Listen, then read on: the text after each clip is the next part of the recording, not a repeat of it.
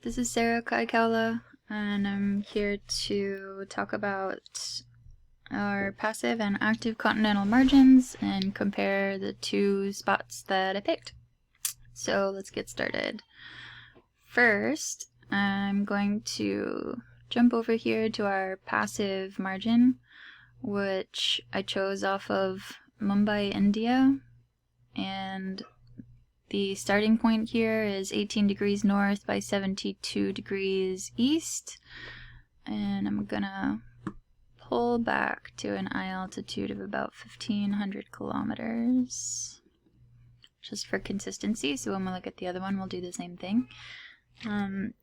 So the four parts are the shelf, slope, rise, and tectonic activity, as comparing a passive and active margin. So just an overview, you can see this long shelf and a relatively gentle transition from the edge of the continent out into the oceanic crust or the abyssal plain.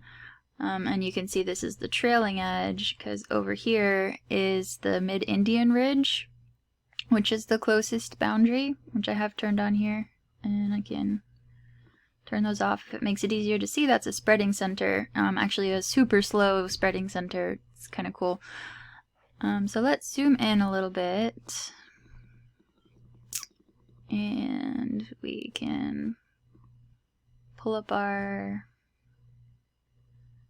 elevation profile. Let me select our actual site, then we can get our elevation profile. Okie dokie.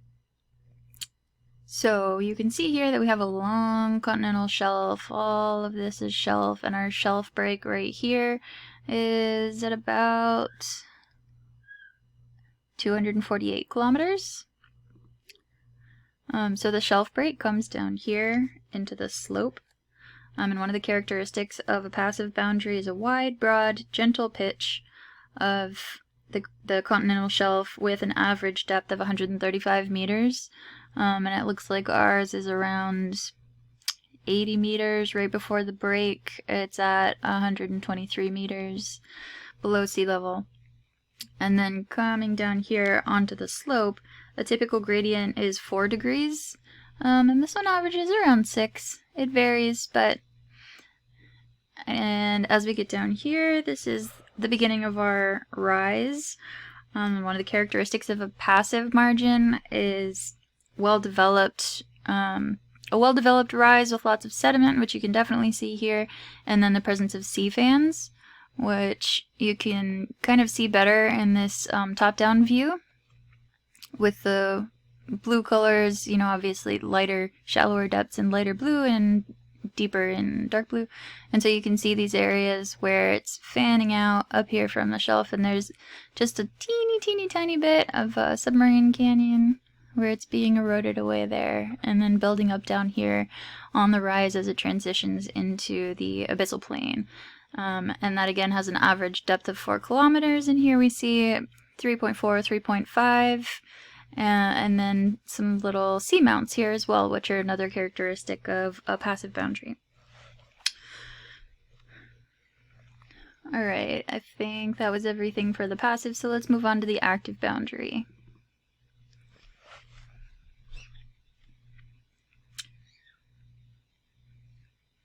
So I chose Tokyo, Japan, and the coordinates starting there are at 35 degrees north by 139 degrees east. And I'll zoom out to the same eye elevation that we used for our passive, just for consistency, at about 1,500 kilometers. So again, overview, you can kind of see this big deep trench, the Japan Trench. And I'll turn off the plate boundaries so you can see the features a little bit better. And then turning it back on so that I can keep track of the edges there. Alright, and then we'll grab our elevation profile for this one. Okay, so right off the bat you can see one of the markers of an active boundary is the shelf is narrow and steep with an average depth of also 135 meters, we have hardly any shelf here at all. So, you know, here's our 130 meter mark right here, and it's right up against the edge. There's hardly any shelf. Here's our shelf break, and it drops off pretty quickly.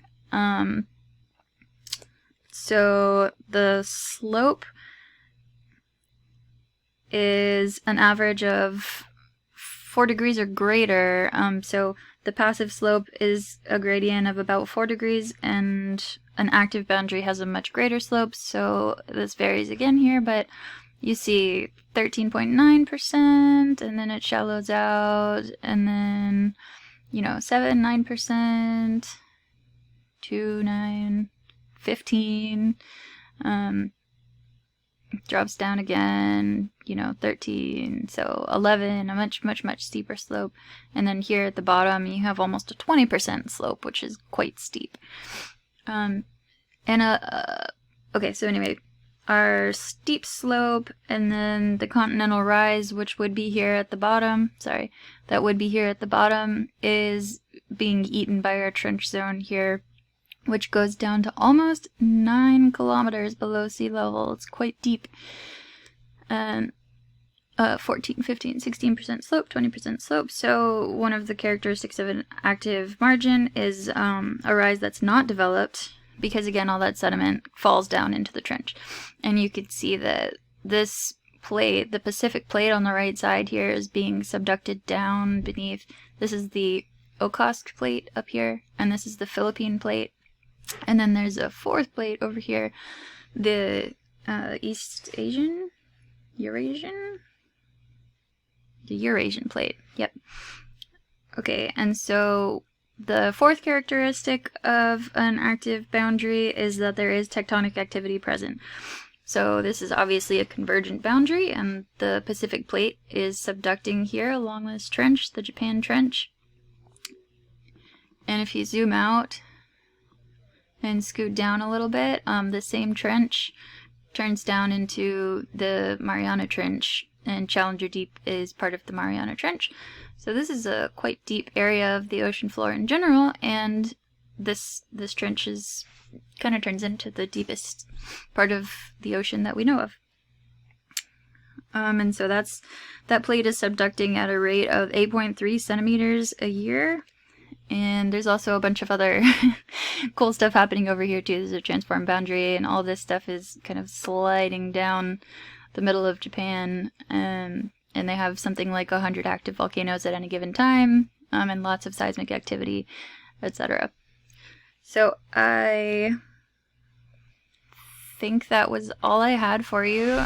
Thank you for listening to my presentation, and I look forward to seeing all of yours. Thank you. Bye.